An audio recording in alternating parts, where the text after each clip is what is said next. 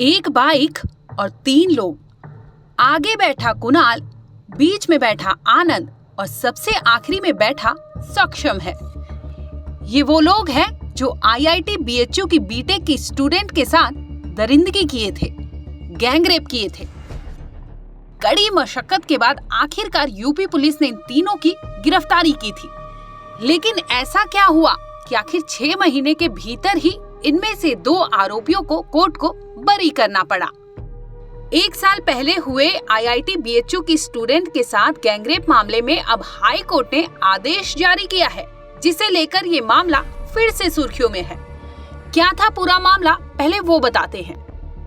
पिछले साल 22 अगस्त साल 2023 के दिन वाराणसी के IIT BHU की बीटेक की 2nd ईयर की स्टूडेंट के साथ गैंगरेप जैसी वारदात को अंजाम दिया गया था। इसमें आरोपी बनाए गए भारतीय जनता पार्टी के IT सेल के 3 पदाधिकारी थे। ये मामला एक बार फिर से तूल पकड़ चुका है, क्योंकि तीनों आरोपियों में से 2 आरोपी यानी कुणाल पांडे और अभिषेक चौहान उर्फ आनंद को हाईकोर्ट से जमानत मिल चुकी है, जबकि तीसरे आरोपी सक्षम पटेल की जमानत याचिका पर 16 सितंबर को सुनवाई होना है। इस मामले पर पुलिस ने क्या बताया, पहले वो सुनवाते हैं। ये जो पिछले वर्ष BHU में जो घटना हुई थी उसके संबंध में 3 आरोपी गिरफ्तार किए गए थे पुलिस द्वारा, और इसी के जब आरोप पत्र प्रेषित किया गया, इनके ऊपर गैंगस्टर की कार्रवाई भी पुलिस द्वारा की गई थी। और अभी इनको विगत पिछले हफ्ते इनको हाई कोर्ट से, माननीय उच्च न्यायालय से इनको ज़मानत भी मिली है, जिसमें 2 आरोपियों को ज़मानत मिली है और एक अभी भी जेल में ही है। इसमें जितनी भी पुलिस की तरफ से कार्रवाई की जा सकती थी, कठोर से कठोर कार्रवाई की जा रही है। सवाल ये उठता है कि जिस तरह से 2 महीनों तक इनकी गिरफ्तारी उस दौरान पिछले साल नहीं हो पाई थी, और ये भी होता है कि जब इनके भवन को लेकर किसी तरह की अनियमितता होती है या लॉ एंड ऑर्डर की स्थिति होती है, आदेश होता है, तब आगे इस तरह की कार्रवाई होती है जिसमें पुलिस सहयोगी की भूमिका में उसको इम्प्लीमेंट कराती है। तो क्या इस तरह का कुछ भी नहीं सामने आया था उस दौरान? 2 महीने तक ये फरार चल रहे थे। 2 महीने तक इनकी लोकेशन जो है वो यूपी से बाहर आ रही थी, उसमें टीमें गठित की गई थी और लगातार दबिश दी जा रही थी हर एक जगह पर। और जैसे ही इनकी गिरफ्तारी हुई, इनके ऊपर कठोर से कठोर कार्रवाई करते हुए गैंगस्टर की धाराओं में अभियोग पंजीकृत कर इनके गैंगस्टर एक्ट में भी अभियोग में चार्जशीट लग चुकी है और वो भी अब माननीय न्यायालय में विचाराधीन है। जमानत मिलते ही न केवल सोशल मीडिया पर इसकी निंदा हो रही थी, बल्कि विपक्षी दल भी बीजेपी को घेरने में कोई कसर नहीं छोड़ रहे थे।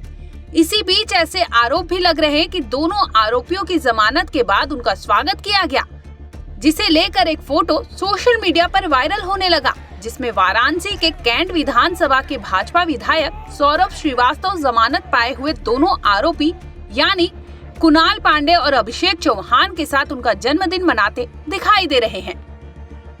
बीते साल 2023 में 22 अगस्त को वाराणसी के IIT BHU में बीटेक 2nd ईयर की छात्रा के साथ गैंगरेप की घटना होती है, और इसको अंजाम देने का आरोप बीजेपी IT सेल के 3 पदाधिकारियों पर लगता है। यह मामला एक बार फिर लगभग 1 साल बाद तूल पकड़ चुका है, क्योंकि 2 आरोपी कुणाल पांडे और अभिषेक चौहान उर्फ आनंद को जमानत मिल चुकी है, जबकि सक्षम पटेल जो इस मामले में मुख्य आरोपी था, अभी उसकी जमानत याचिका पर सुनवाई होना 16 सितंबर को बाकी है।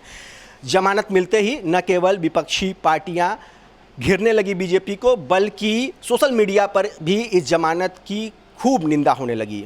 ये आरोप भी लगे कि जमानत मिलते ही आरोपियों का स्वागत हुआ, जश्न मनाया गया। इसी बीच एक तस्वीर वायरल होती है जिसमें दोनों आरोपी कुणाल पांडे और अभिषेक चौहान उर्फ आनंद के बीच में कोई और नहीं बल्कि वाराणसी के कैंट विधानसभा के बीजेपी विधायक सौरभ श्रीवास्तव बैठे हुए हैं, और बाकायदे दोनों आरोपियों में से किसी एक का जन्मदिन मना रहे हैं। वो आरोपी अभिषेक चौहान के चेहरे पर केक लगाते हुए भी दिखाई पड़ रहे हैं। इस बारे में बीजेपी विधायक सौरभ श्रीवास्तव से बात करने की कोशिश की गई, हालांकि उन्होंने फ़ोन पर बताया कि यह तस्वीर बहुत पुरानी है, लगभग 5-7 साल पहले की तस्वीर है, कोरोना काल की यह तस्वीर है।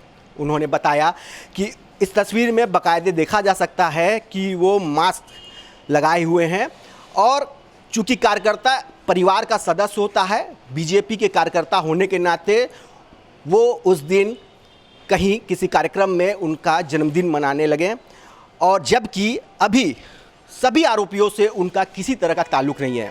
हालांकि बीजेपी विधायक सौरभ श्रीवास्तव से मिलकर उनका इंटरव्यू करने या सामने आकर उनका पक्ष जानने की कोशिश की गई, लेकिन वो इस पर राजी नहीं हुए और सामने आने को तैयार नहीं हुए। फिलहाल यह मामला तूल पकड़ा हुआ है और यह फोटो काफ़ी वायरल है, जिसका खंडन बीजेपी विधायक ने टेलीफोन पर कर भी दिया है। फिलहाल इस मामले में 2 आरोपियों को कोर्ट से जमानत मिली हुई है, तो वहीं तीसरा मेन आरोपी अभी भी सलाखों के पीछे है। ब्यूरो रिपोर्ट, क्राइम तक।